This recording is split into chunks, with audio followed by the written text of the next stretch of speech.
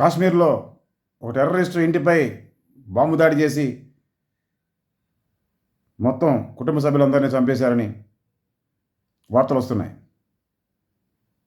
ఒక రకంగా ఇది నీచమైన చర్య.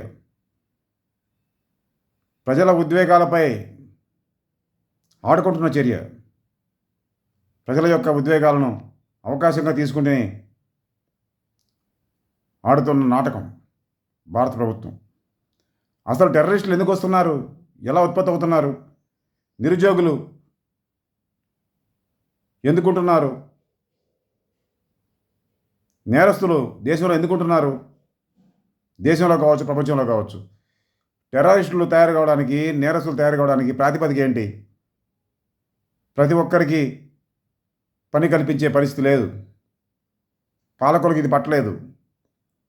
నేరస్తులు ఎందుకు తయారవుతున్నారో, టెర్రరిస్టులు ఎందుకు తయారవుతున్నారో ముందు ప్రభుత్వం చెప్పి ఆ తర్వాత వారిపై చర్య తీసుకోవడం స్వాభావికంగా ఉంటుంది.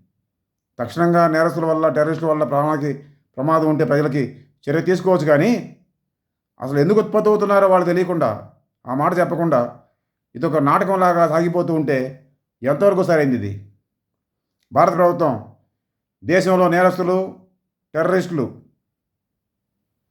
ప్రపంచవ్యాప్తంగా నేరస్తులు, టెర్రరిస్టులు ఎందుకు తయారవుతున్నారో చెప్పాలి.